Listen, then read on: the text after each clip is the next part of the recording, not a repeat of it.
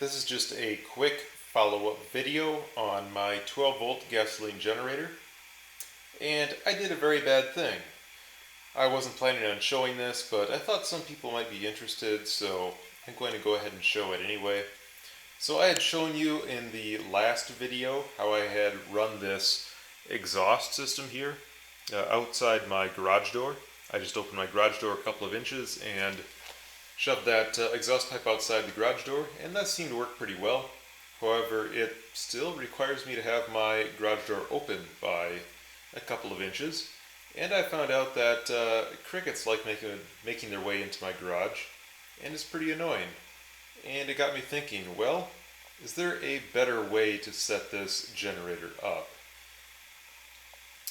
So I was thinking, can I put that inside my garage or somehow mount it more permanently for use? And I got this idea. So I calculated out how much leakage of the exhaust would be acceptable. And I thought that this exhaust system here is pretty well sealed. You can take your mouth and put it right on the end of this pipe over here and blow into it. And there's a lot of restriction there. Surprisingly, this flexible pipe is very well sealed. There is a very minor leak in the weld here that I have, and the rest of it leaks through the engine block and such.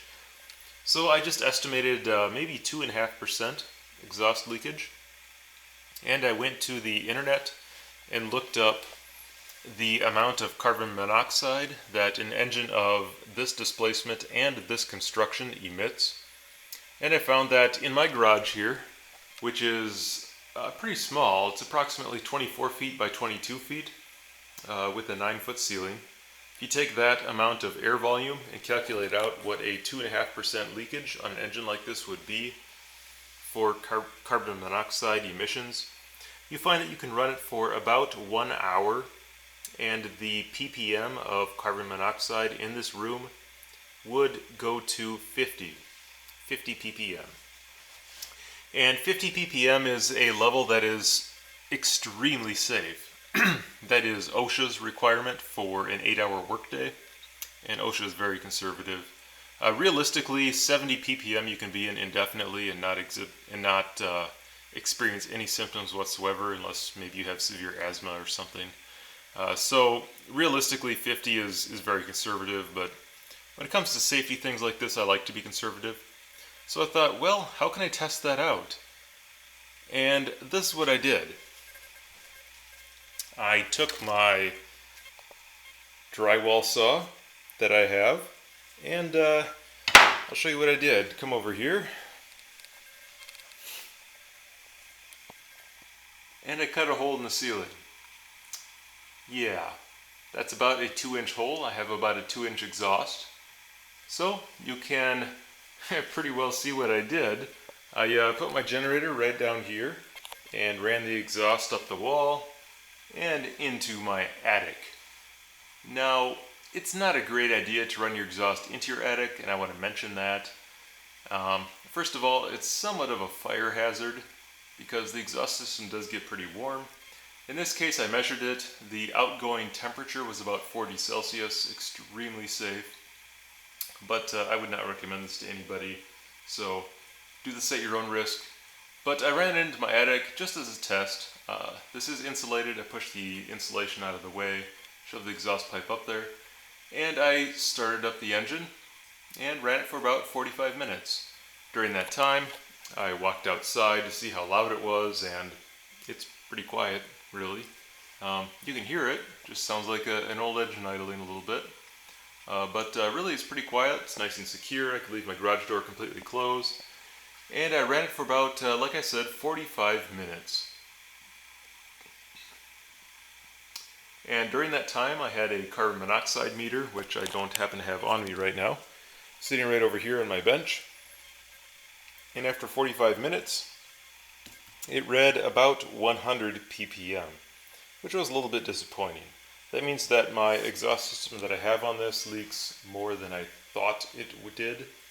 Either that or the hole I had up here wasn't very well sealed. That's very possible. But in any case, 100 ppm isn't really dangerous, but still is higher than I would have liked. So I had initially calculated that in a room of this volume, I needed about 80 CFM at that 2.5% leakage to keep the air safe in here. Turns out that I need about triple that to keep the air safe with this setup, but that's pretty easy to accomplish. Basically all you need is a fan, like a computer style fan with a diameter of about 3 inches. I have some 12 volt fans that take 2.2 amps. They're rated for about 300 CFM, and that would easily keep the air safe in here just to ventilate a little bit. So after that 45 minutes, I shut this generator off, left everything closed up, door to the house closed, garage door closed, everything closed, and just waited. And after 2 hours, the carbon monoxide here on my meter only dropped to about 90. So my garage is a lot better sealed than I thought it was.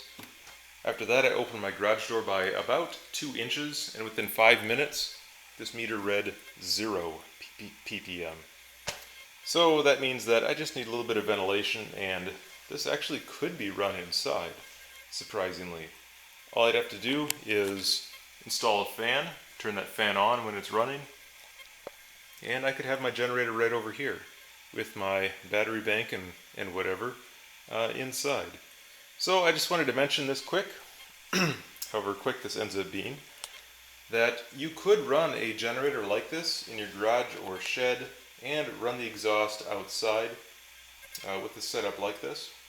You certainly can't run it inside your house or in your crawl space or something like that, but you could potentially put a hole in your wall and put in a like a fireplace type vent, something that's fire safe, and it should work pretty well. I tested it out just as a point of interest a week or so ago, and like I said, I wasn't really planning on filming it because it's maybe not the smartest thing to do, but I wanted to do it, and I thought, well, you know what, people might be interested. Maybe I'll let them know how this went.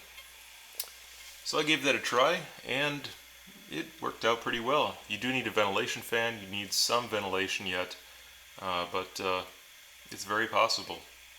So that's my follow-up video, and thanks for watching.